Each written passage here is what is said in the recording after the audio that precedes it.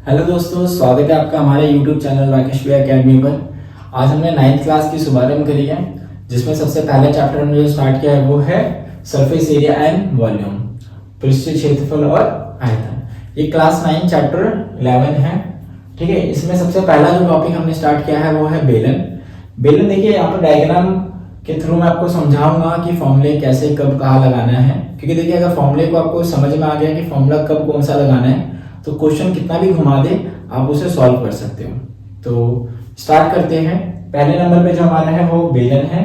Cylinder, cylinder में सबसे पहला जो फॉर्मूला आपको याद रखना है वो है बेलन का कुल पृष्ठीय क्षेत्रफल, total surface area of cylinder. अभी total surface area of cylinder का मतलब क्या है, इसमें ये कह रहा है कि जो बेलन है ना, बेलन के ऊपर और नीचे दोनों तरफ वृत्त है, सर्कल है, ठीक है, और सरफेस साइड वाला तो है।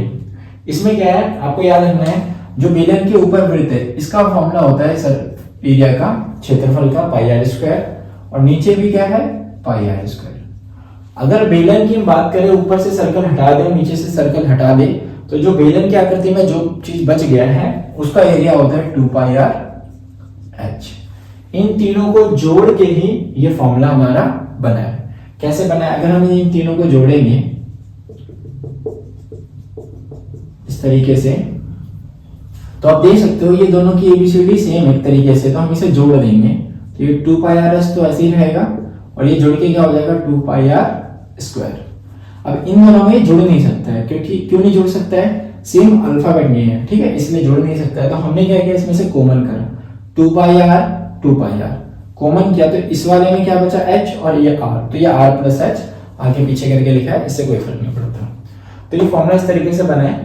अब ये कुल पृष्ठीय क्षेत्रफल पे क्वेश्चन बहुत कम आते हैं, क्वेश्चन आएंगे घुमाने वाले। जैसे घुमाएगा क्या, एक क्वेश्चन और बन सकता है किस पे, बेलन का वक्र पृष्ठीय क्षेत्रफल पे। इसका सेकंड मेन फॉर्मूला ये है, बेलन का वक्र पृष्ठीय क्षेत्रफल मतलब curve surface area of cylinder 2 pi R. ये तब लगाना है आपको जब ऊपर और नीचे से वृत्त खोखला मतलब खाली होता है, जैसे पाइप होता है ना, ऊपर नीचे दोनों तरफ से खाली होता है और सिर्फ बीच वाला सरफेस बचा रहता है, तो इस ऐसे केस में क्या लगाना है आपको, 2 पाई आर एच लगाना है।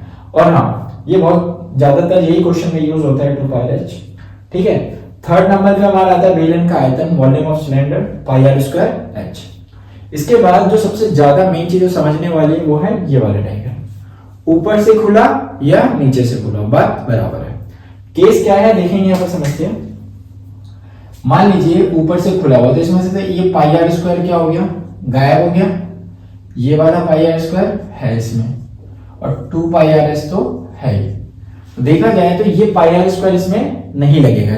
अगर मैं कहूं कोई आकृति है, बेलन नाकार आकृति है, ठीक है, सिलेंड्रिकल शेप है उसका, और कह रहा है क्या वो ऊपर से खुला हुआ है, तो बताइए इस पाइप का क्षेत्रफल क्या होगा।